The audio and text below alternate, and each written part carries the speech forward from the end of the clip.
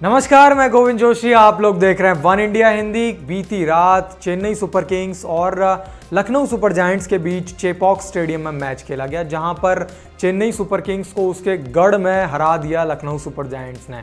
Lucknow super giants ने Chennai super Kings को 6 wicket से हराया, जिसमें अहम योगदान निभाया मार्कस स्टोइनिस ने, जिन्होंने शतक जड़कर इस मुकाबले को लखनऊ की झोली में डाल दिया।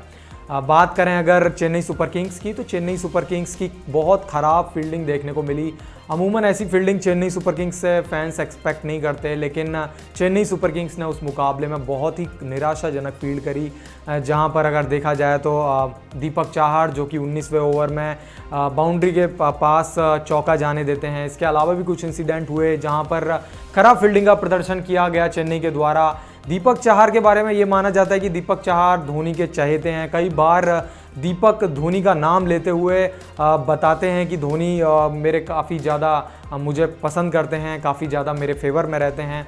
क्या इसी वजह से चेन्नई सुपर किंग्स और ऋतुराज गायकवाड़ ने दीपक चाहर की गलतियां छुपाई? क्योंकि ऋतुराज गायकवाड़ की वो स्टेटमेंट तो ये साफ साफ अंदेशा कर रही है कि ऋतुराज गायकवाड़ ने मेन चीज़ को हाईलाइट नहीं किया, मेन चीज़ को हार का कारण नहीं बताया। दरअसल ऋतुराज गायकवाड़ ने पिछले मैच की हार का कारण ओस को बताया। उन्होंने कहा कि ओस जो है, इसने पिछले मुकाबले को हराने में, जो चेन्नई सुपर किंग्स जो हारी है, उसमें सबसे बड़ा योगदान ओस का था। और उन्होंने ये भी बोला, हालांकि ओस को कंट्रोल नहीं किया जा सकता, ओस गेम का पार्ट ही है, लेकिन ओस के चक्कर में सीएसके को बड़ी हार मिली। ओस के चक्कर में बॉलरों को बॉल ग्रिप नहीं हो पा रही थी, और जिस कारण बॉलर सही से लाइन लेंथ नहीं डाल पा रहे थे, और ओस की वजह से चेन्नई सुपर किंग्स की मैच हारी।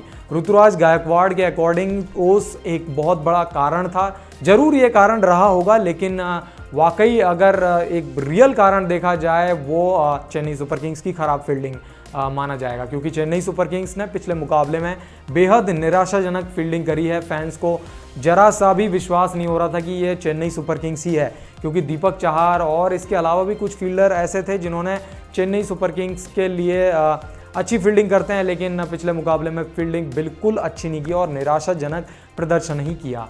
अब देखना यह होगा चेन्नई सुपर किंग्स किस तरीके से अपना आगे का प्रदर्शन करती है, क्योंकि चेन्नई की राह अब मुश्किल होती जा रही है। क्योंकि चेन्नई सुपर किंग्स को अगर देखा जाए तो मात्र 4 ही जीत हैं 8 मुकाबलों में। तो अब चेन्नई सुपर किंग्स को सोचना पड़ेगा कि किस तरीके से अब आगे की राह अपनानी है। यहाँ पर धोनी भी कैप्टन नहीं है, अब किस तरीके से ऋतुराज गायकवाड़ अब अनुभव का यूज़ करेंगे, किस तरीके से सलाह मशवरा होगा, किस तरीके से स्टीफन फ्लेमिंग आगे चलाते हैं, ये सब चीज़ें देखनी होगी। लेकिन ऋतुराज गायकवाड़ ने जो स्टेटमेंट दी है वो वाकई एक तरीके से दिखा रहा है कि उन्होंने दीपक चाहर और टीम की फील्डिंग को हाईलाइट ना करके उसको छुपाया, जबकि और ओस को उन्होंने जिम्मेदार ठहराया है। इसी तरीके की तमाम स्पोर्ट्स से जुड़ी अपडेट्स के लिए वन इंडिया हिंदी के साथ बने रहें।